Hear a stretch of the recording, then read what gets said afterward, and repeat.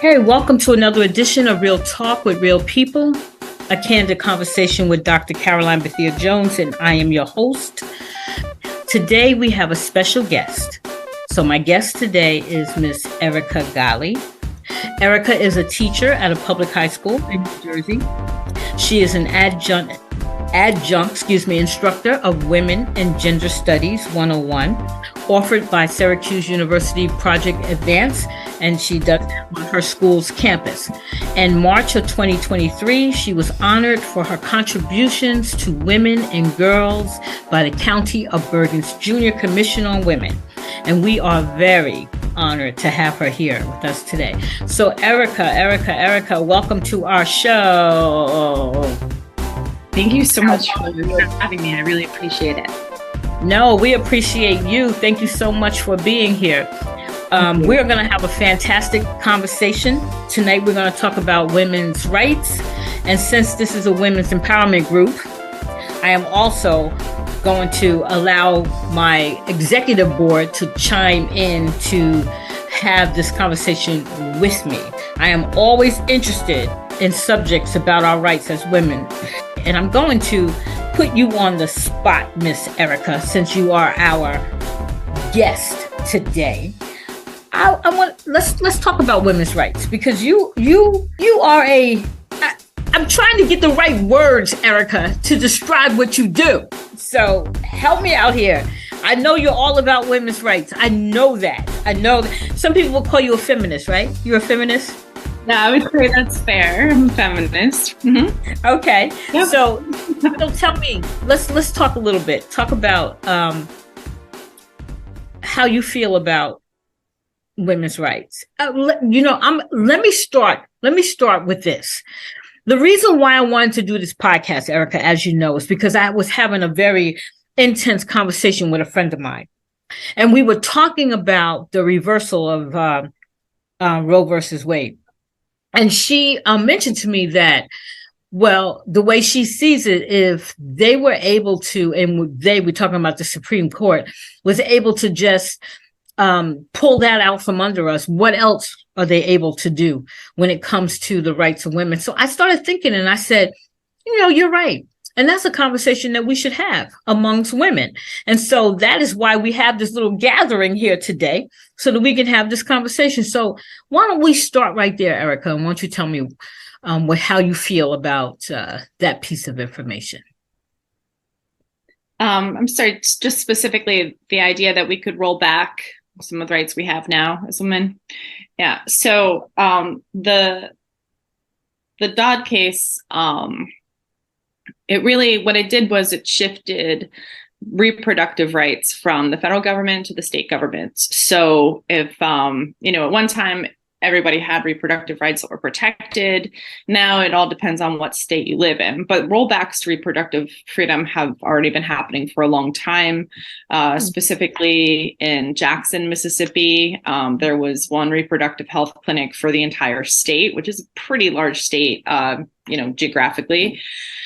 So the writing's been on the wall with these rollbacks. But if you look at what started to give women rights or people rights, regardless of sex, was the Civil Rights Act of 1964. And you can see already with issues of disenfranchisement and voting that aspects of that act have been rolled back since its passing in 1964. So if you look at the Shelby County v. Holder case, which is in the mid 2000s. That case, basically the Civil Rights Act said you Southern states that were most strongly inflicting Jim Crow, you have to check in and make sure that you are providing all people means to vote. Now, that was overturned, or that segment of the law was overturned in this Shelby v. Holder case. And it was 2013, I think. And since then, there's been 14 states that have more voting restrictions. So I understand that's a different conversation because we're talking about rights based on on race and ethnicity, but we can see how quickly things that have been established for a very long period of time can slip through our fingers if people aren't paying attention. So, there's other areas of American life, American society where laws have been created to protect people, to promote equity, have been rolled back because of these court decisions. So there's no reason to think that things couldn't keep slipping. Okay. I'm hearing everything that you're saying, but I'm still not liking anything that you're saying. I don't like it either. I don't like any of it. No, seriously, because from the little bit that I know, it makes me think that at any given time, life as we know it can be different.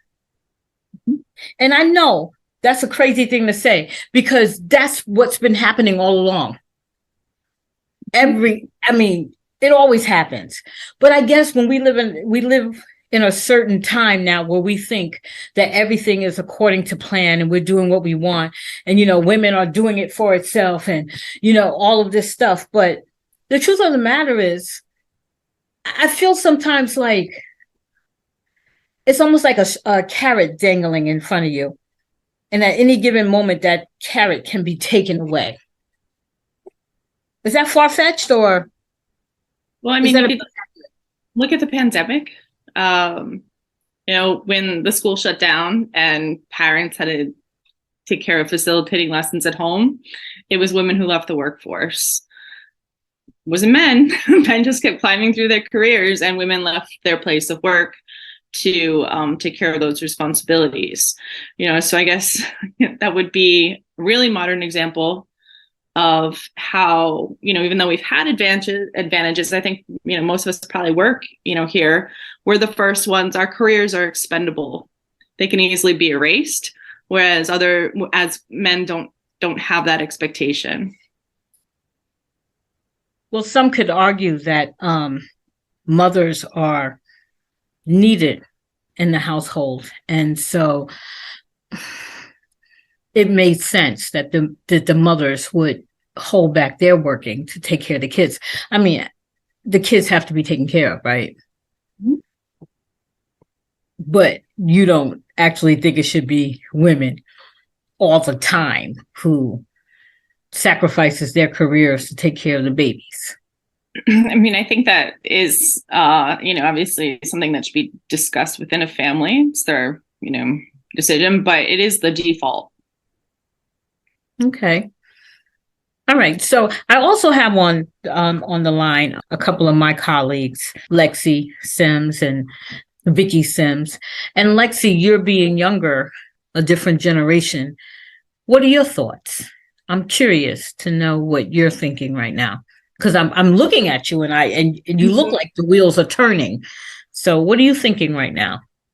I guess just to, when it was mentioned that when the pandemic happened, most women left the workforce to return to home, and the default or the expectation is women are to raise the children and take care of the home.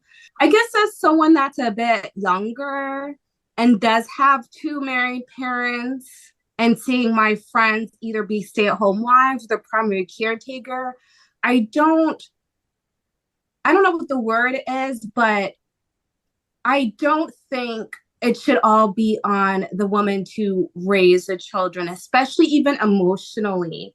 I understand that historically women have been the emotional and mental health caretakers of their families. But as someone that does have mental health concerns, I think and for other children that also have mental health concerns, I think it's beneficial when it's the mother and the father. I think it puts a lot on the mother to be a caretaker, not financially, but like clean the home, cook, mentally take care of the children, emotionally take care of the children. It just seems like to be a lot. And I like it when my father checks in on me, like, how are you? If I tell him I'm stressed, why are you stressed? Checking in with me. As someone that has I have friends that have fathers, I think they also would like that mental health, emotional check-in too. So as much as it's a default or expectation for women to take care of the home. I do think there needs to be an expectation for men too, to provide more than just finances, to provide that emotional mental health check-in. My dad's a great financial caregiver, but I know there's times we'd like for him to join movie night. He thinks that he's, just has an older mentality. But I know the fact that he is all women, we want that emotional connection. We want him to have movie night and such, and be like physically present, not just financially present. So I just think as time goes on, I think there needs to be an expectation from fathers to provide a bit more than financially. That's just, my opinion. All right. So Erica, women are taking bigger roles outside of the home these days. We have women who are vice presidents, who are presidents, who are running companies, and women really are doing it for themselves when you really stop to think about it. So I guess the idea of a woman who has already established herself in the business world to have to now take a back seat for, I don't want to say domestic duties, because raising your child is your child. But what do we say to women who are in those positions? You mentioned 2020 and how we had to make some changes. I know for a fact that there's a lot of men who began staying home or working from home, and a lot of women who actually stayed in their positions, in their high positions. So can you speak to that, Erica?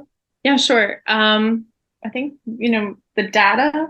So anecdotally, we, probably all know families that had dads that stayed home and cared for. And I got to say something, I mean, no disrespect by it at all, but fatherhood, like biologically, is required at the moment of conception, right?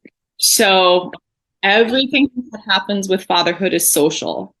So it's like the social norms, or people are conditioned to what it means to be a father, like what Lexi was saying, being an economic provider, financial provider. But because mothers carry so much more of a biological burden, so you are, pregnant for 9.5 months, and then, then you're breastfeeding for however many months you choose, right? If you choose. But all of this is actual physical, biological connection between the mother and her child. Right. And it's not that men can't form emotional bonds, but it's required by nature. These things are required by nature. Babies grow in a uterus, whereas it's not required of men. So even what you're talking about with women who've been able to be successful, right? Climbing the ladder. So here, I'm here, man's here. We start out of college, right?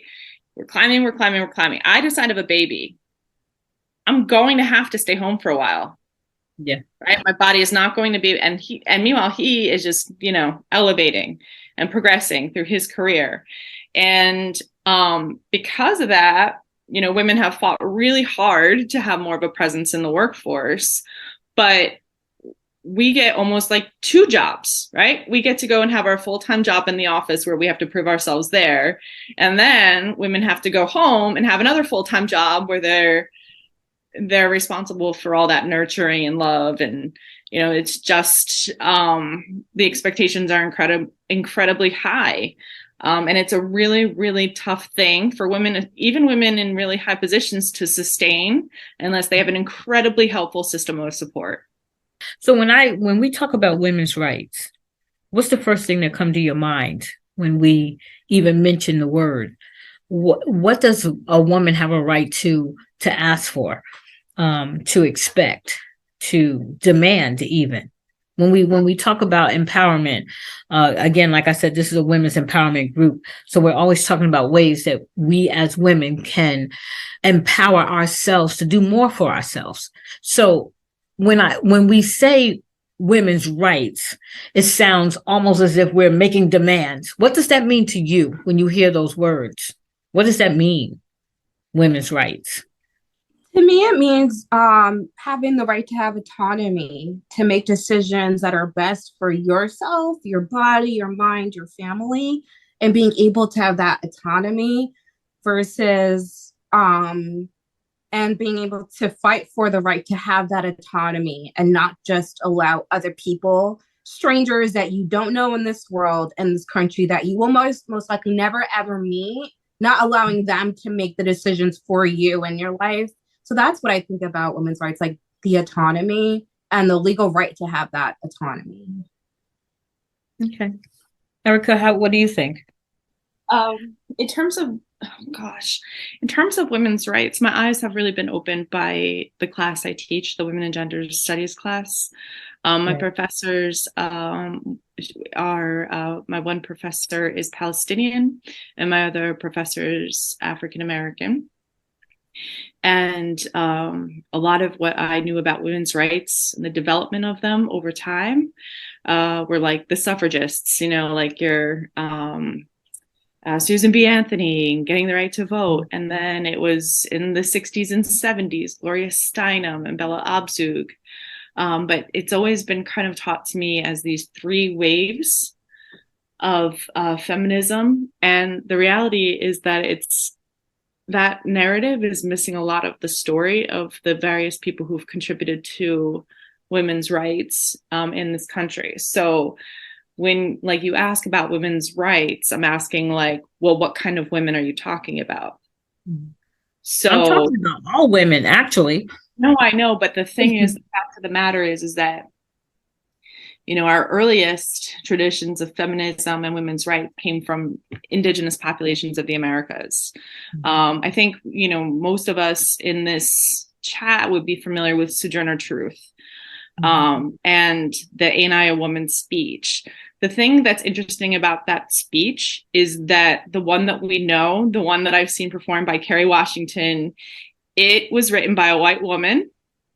And it is not Sojourner Truth's original language. Sojourner Truth's language sounded very kind of polished and academic, whereas the one that we know is much more colloquial. And it was written by a white suffragist in order to appeal to the abolitionists, to paint a story of a woman who was more uneducated and more broken than she actually was, in order to leverage that myth really for her own cause. So, I think this is, that's one of the earliest examples I can think of various points in time where many voices in women's right were left out. Dr. Kimberly Crenshaw, kind of introduces us to the idea of intersectionality in the 90s, but it was happening way earlier than that by many scholars and women's groups. And there were also exclusions, not just of people in these rights movements by race and ethnicity, but also by sexual orientation and gender identity. So to answer your question in a very kind of long-winded way, what we think of as, or what many people think of as women's rights in this country and feminism in this country is missing a lot of the story. And that there needs to be a lot of action, a lot of legal protection that's taken to help make it a story that affects all women, everybody who identifies as a woman, and not just, those who have traditionally benefited from these activist movements. Right. I hear what you're saying. I wasn't even thinking about this until when we start to talk about women's rights, we really need to talk about the differences between each of these women, like you said. What are the rights of a Black woman as opposed to what are the rights of a white woman? What are the rights of a Native American woman? What are the rights of an Asian woman?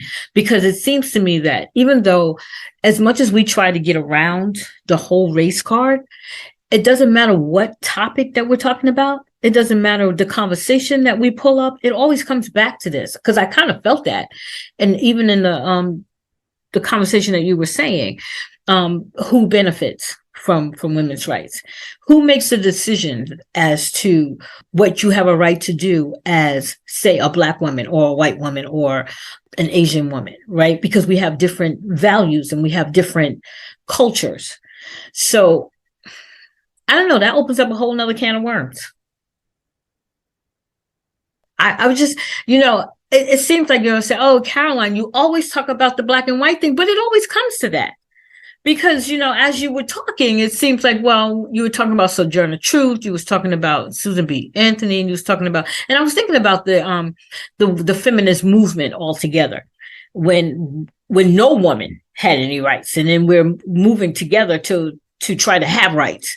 And then you said it was around the time of the civil rights movement, but then there were so many other movements going on during that time. So it was like, I feel like as a Black woman, you have to pick and choose what movement you're going to be part of. Am I going to be part of the movement that allows civil rights of all people, including Black people, or am I going to be part of a movement that speaks specifically for women's rights? Are you following what I'm saying? Are you all confused, or are you all at least following what I'm trying to say here?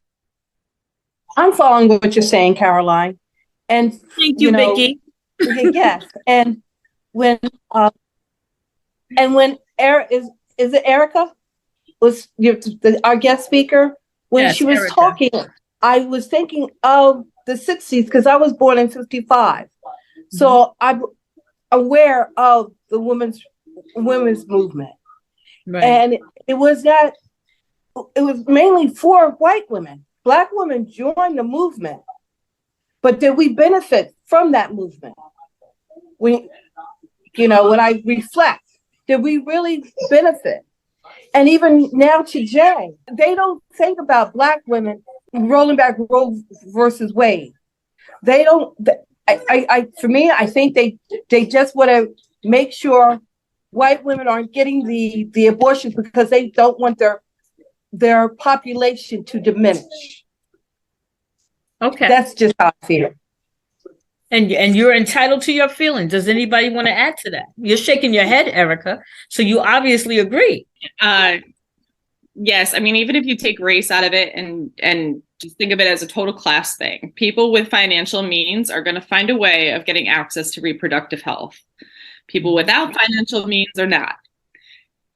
So if I'm a wealthy person, my parents or whatever are going to fly me to California where I'm going to get safe health care. If I don't have those financial means, if I don't have access and ability to get someplace, guess what? I'm basically forced to have a child against my will. So I think that sorry, Vicky, I think I agree. I think that these reproductive, I think that they're especially an assault on Black women and especially assault on poor Black women in this country. Yeah, absolutely. And my thing is,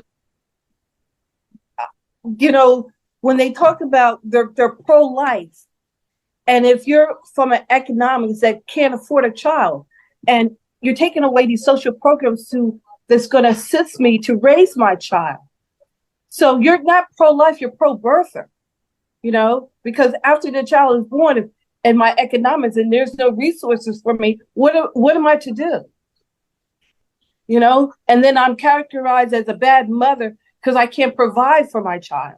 When it comes to, I think maybe it was you, Miss Caroline, that asked when it comes to women's rights, who are the women involved in these conversations or who are involved in these conversations.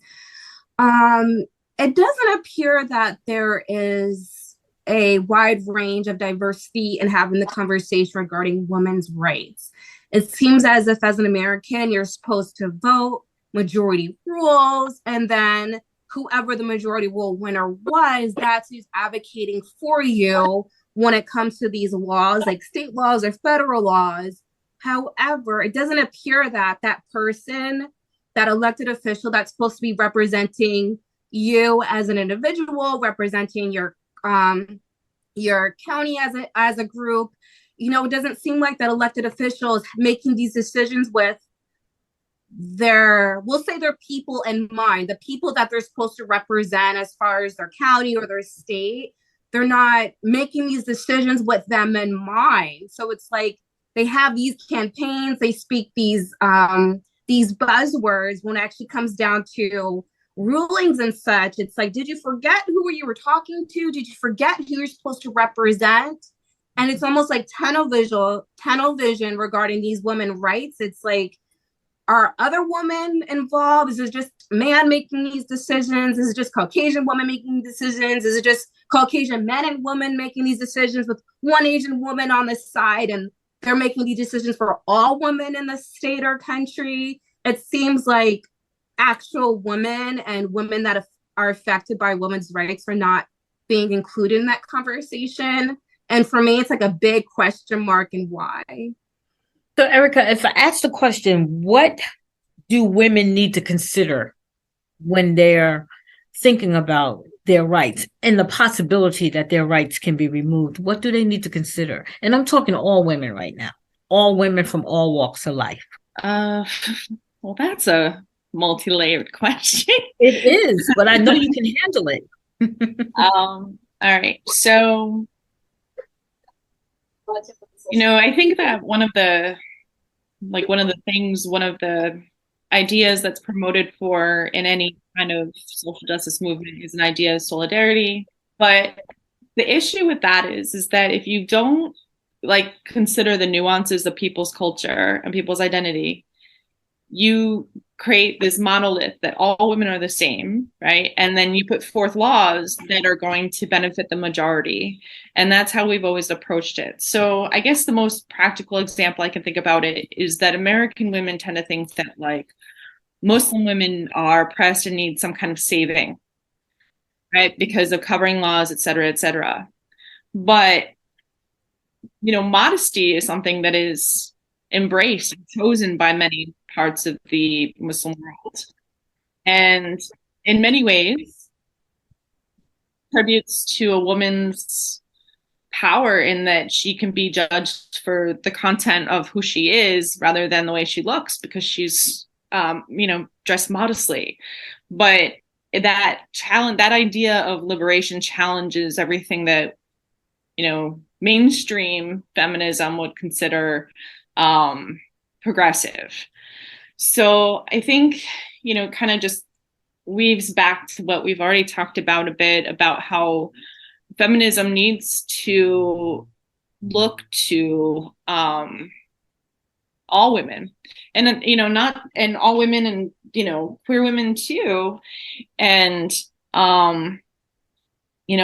understand that unless you're advocating for all, right? And if you're not, as long as you're not respecting the various identities within your solidarity and trying to include things that tailor to those different groups of people, then you're missing the point.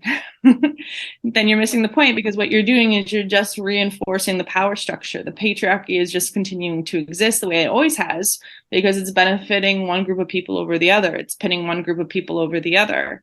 And like I said, just start my comment here is, solidarity works to a certain extent, but it only really works if you can understand the various individuals within your organization and value them and appreciate that they are just as important as you in the fight. But as you're talking, and I'm thinking of some things, rules and regulations. When we talk about it as far as rights, we're talking about who are the ones who are creating the rules, right? So we're talking about who's sitting in those offices, who's sitting in those election halls or wherever they go to make these big decisions about what's going to happen with the woman, whether it's her body or whether it's her schooling or whether it's her mothering or whether she can get a job or if she can purchase a house or even if she can have a business. I guess the point that I'm trying to make, or the question that I'm trying to ask, is who's making those decisions? Because if there's no diversity in the decision making, if you don't have a group of people that's sitting around the table that look like every denomination that you're making rules for, then someone is bound to get left out. So let's talk about the importance of our elections and who we put in office and why it's so important that we have diversity. Because at this particular point, we can sit here all day long and talk about I'm a marginalized group, or this is a marginalized group and my needs are not getting met and no one is really thinking about what I need. But the truth of the matter is, unless we have a diverse voting pool, the individuals who is actually making these decisions, how is it possible that the larger group of people are going to be recognized? Am I making sense? No, I'm not making sense. Yeah, well, I have a terrible memory, but I remember when I think I was living in maybe Las Vegas or maybe South Jersey at the time. I don't remember, but I remember I think it was Las Vegas. I remember there was a local election or a statewide election. It was so long ago, so I don't remember exactly. But I remember looking up all the different candidates just to see like what their cause was, what their beliefs was, just to get an idea of who I wanted to vote for.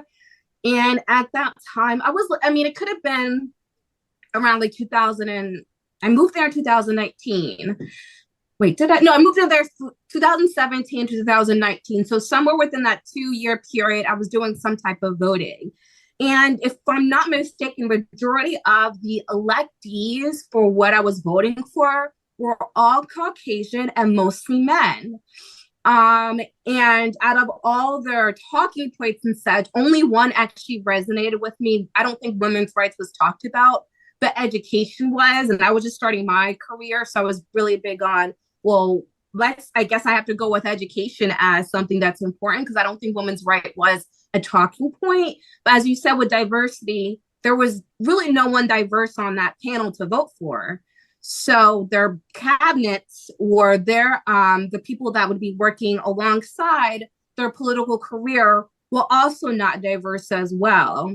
So here I am voting, women's rights is not talked about, but at least education is talked about. So, that was my, I guess my focus point. But I thought that was interesting. As I mentioned before, we're supposed to vote for these electors or whatever the word is. And they're not diverse, even in among themselves, yet alone the people that will serve with them on their political career, so how that changes, I don't know. I'm not a political person. So, but I just thought that was interesting. Even then in that whole area, they were all Caucasian and mostly male. Maybe that's why women's rights wasn't talked about, or maybe it just wasn't a big topic socially at the time. It was like several years ago, so I can't remember. But I think that's a prime example, probably how other states are. That was just Nevada. There's 49 other states to consider. Erica, you want to add? Vicky, you want to add? Anybody want to add?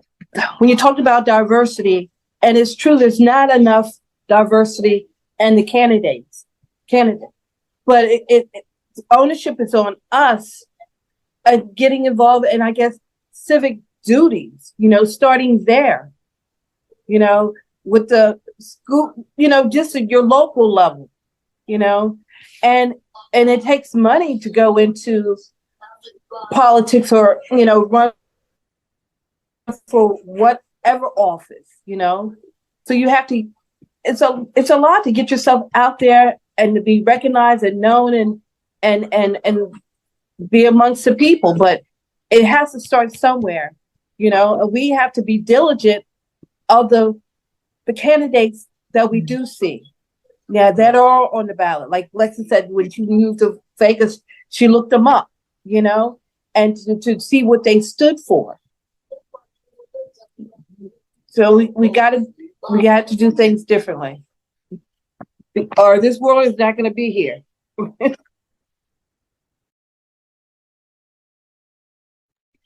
Oh, I think Vicky is exactly right. I think we put so much stock into federal level politics, President Trump, Joe Biden, but where things happen, where people have a chance of being elected that are outside the mainstream is locally, school board, I don't know, being even elected as a union representative, Dr. Jones, going for our, nobody the masses have no idea how important those elections are and how much they have the ability to pivot. The other thing is just like the grassroots efforts. I think most Americans, or I know at least the women in this room, would know who Stacey Abrams is, but she had a team of, lots of women who really put her message out there. It was like a whole collaborative effort. It was, she became kind of the face of that movement, but it was lots of really smart, resourceful women of color who were the ones who were able to guide that campaign. So, it had its limits, but she's been able to achieve a national audience from a very local grassroots organization. So yeah, I think Vicky, your point is I agree completely with that. So let's stay there for a minute, Erica. And how can women who know nothing about how to get involved, how do they start? How do you get women interested? How do we get women to run? How do we get women to take their rights seriously? I mean, a lot of women don't even vote. A lot of women don't come out. A lot of women, we have a lot of women who do. I'm not trying to diminish the ones that do literally take it serious enough to come out. But for those women who may not have in the past understood their ability to do something that can help, what is your advice? How do they get started? Where should they begin? What advice would you give them?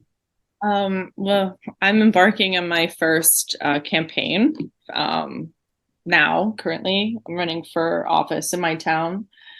And I think that the starting point is really just going to meetings, like going to town council meetings, to like looking at your tax bill and noticing like, why am I being, why is my rent or if you own a place, looking at your tax bill, why are my taxes increasing? If you rent a place, why are my rents increasing?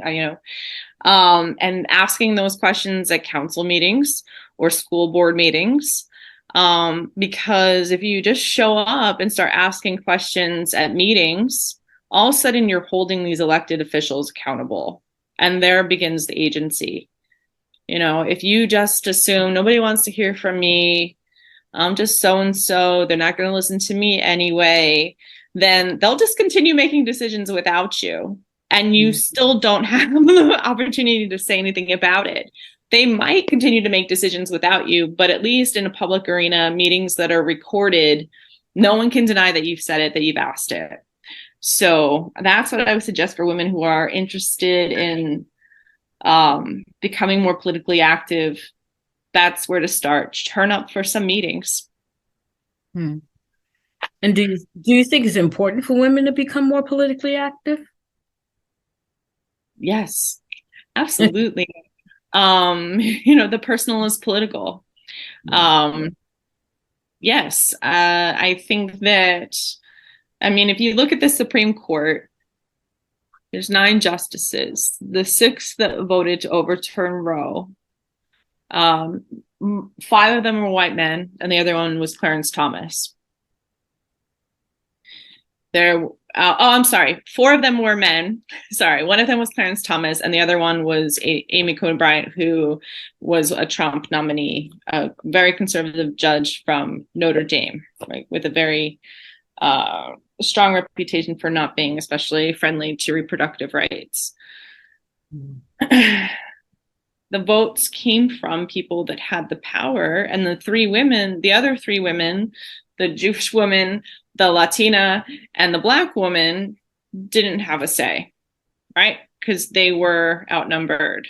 But the more that we could have representation there, at some point, the balance is going to tip, right? At some point, all the old white men are going to die. I'm not trying to be morbid, but they will. So the more that you can start laying the groundwork for that moment to step up and have a majority, it takes a long time, but it takes someone actually trying to do it. Mm-hmm. And feeling like they have the possibility of some agency in the face of frustration, which is an incredibly huge task to ask of people. Yeah. So someone like Lexi, who's the youngest one on this call right now, how would someone like Lexi get involved in being part of the political arena? Lexi, I'm gonna ask you, are you interested in being part of the political arena? And what would it take for you to be interested in being part of it? Well, I never knew what town council meetings were growing up. I would see like my parents would get letters and such, or I get a letter in the mail. And of course, all it took was a Google search, but I was too busy going about my business. But it's interesting to know that that's what those meetings are for, to have local people like me and my neighbors go to these meetings to voice our concerns when it comes to a rent increasing, because I'm a renter, or when it comes to these changes that are being made about women's rights in a broad spectrum, that's what that arena is for. I didn't know that. So I'm not a vocal person. I'm very shy. I can sign a petition, I can write a letter, but for me to speak out loud, I'm one of those people, like Erica said, like in person, I feel like no one cares, they're gonna ignore me. But because I'm not a vocal person, I'm just more shy in that way. But I think I'd feel more comfortable like if a friend went with me to a council meeting.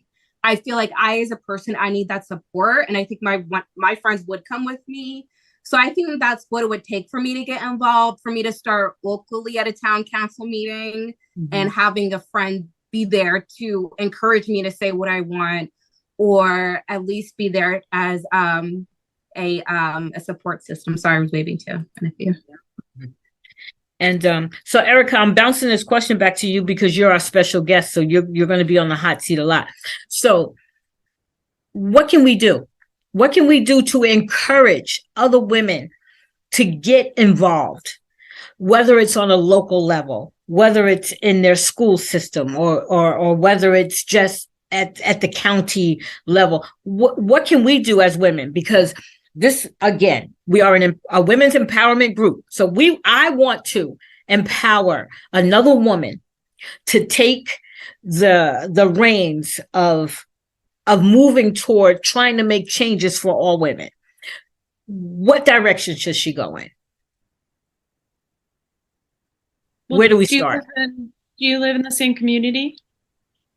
Do we, as an executive board, live in the same community? No. Most of them live in Jersey. I live in Maryland. In Maryland, okay. Yeah.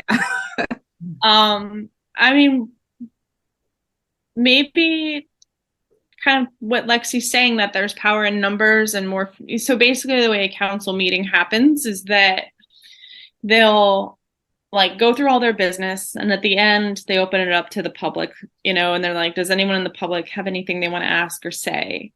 So, maybe make it a night out. Like, you take rotations. So maybe 1 week you're in East Orange, next week you're wherever the various places you live, but as friends, as a group, as an organization, a couple of you stick together to support each other for the issues that are affecting that friend or that person, and then go out for some dinner, for a cocktail or something, to celebrate that you've made your voice heard in a public forum. And that's how I think you build community. I think that's how you build grassroots efforts. So I think Lexi had it right on, as far as that a lot of women feel like they need the support of others in order to feel safe in that space, especially a space that has not been particularly welcoming. So do it for each other. Okay. Vicky, do you want to add anything to Erica was right. Going to whatever town you live in, going to the local meetings, the Board of Education. If you have children in school, going to back to school night, the PTA meetings, and that way what's going on in your child's school, in the school district. So when they want to come and start banning books, that you'll be present and be able to have a voice. Okay. All right. So there you have it. I guess what we need to do as women is come together and go out to the places in which they are making these decisions so we can have our voices heard. So I'm going to encourage every woman who is sitting and listening and wondering, what can I do to make this a better world for women? Well, we're going to tell you what you can do. What you can do is go out, go to the PTA meetings, go to the school board meetings, go to the city council meetings, get interested, pick up a book, Google something, but put yourself in the game, because you can't be in it unless you literally put yourself in it. I want to thank my special guest, Ms. Erica Golle, for offering to sit with us and talk to us about what she knows about women's rights. But before Erica leaves us, I want her to talk a little bit about herself and what do you do at the high school that you work at? We want to know. I'm a teacher. So Okay. I teach in a program that's focused on government and public policy and sociology and women and gender studies. So basically, I get paid to go and have conversations with pretty smart kids about topics that interest me every day. So I'm living the dream job, but in connection with that, try to teach some of what we talked about here in terms of like how to become involved locally in government, how your local government matters so much more than the federal government because of your accessibility to it. That's what the message is in my classroom is you can do it. You can have some agency, even if everybody's told you cannot. You just have to kind of show up for it. And that we'll be here to support you. Okay, and that's going to be our message here tonight. You can do it. All of you can do it, and we're all here to support you. So don't be afraid to lend your voice. Don't be afraid to go to those meetings, and don't be afraid to ask a question and say, I don't understand, right? No one's going to be mad at you because you say, can you explain to me what's happening because I don't understand? I think so many of us, including myself sometimes, are afraid to say, I don't know how this process works. Can you explain it to me? But I think the more bold we get in asking the right questions, the better we're going to become at being stronger women and empowered women. Yeah, I just wanted to add that there are definitely many resources out there for women who are interested in getting into politics. Specifically, there's an organization that's national called Ignite. Here in New Jersey, we have Ignite New Jersey, but like I said, Ignite is national. So wherever you are, you should be able to find a chapter. Also being in Essex County, New Jersey, we have Project Ready, which is founded in Newark, and that is a organization that is committed to getting women into leadership positions within the school board and politics and all types of beautiful things like that. And for myself, a few years ago, I was involved with the Urban League of Essex County Young Professionals, and they hosted monthly conversations around politics and citizen action. And we had so many wonderful speakers because I didn't know much about politics. I wouldn't say that I'm an expert today. However, just having all those conversations happening got me a little more information about how things work.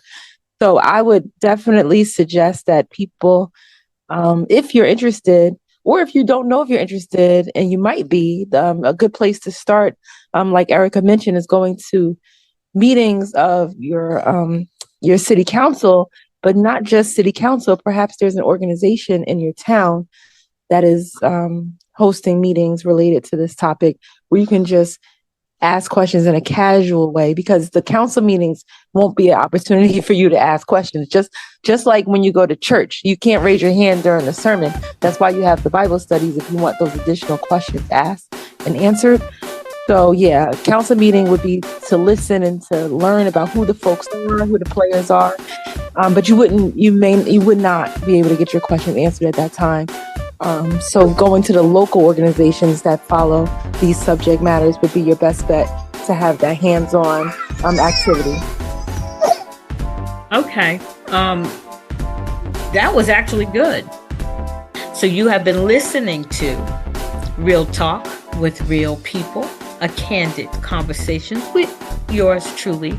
I am Dr. Caroline Bethea-Jones, and my special guest today was Miss Erica Golle, and I'm here with my executive board. You've heard from Miss Vicky Sims and Miss Alexis Sims. We call her Lexi, and I have a couple of my other executive boards on the line, although they did not offer a conversation, but they're here.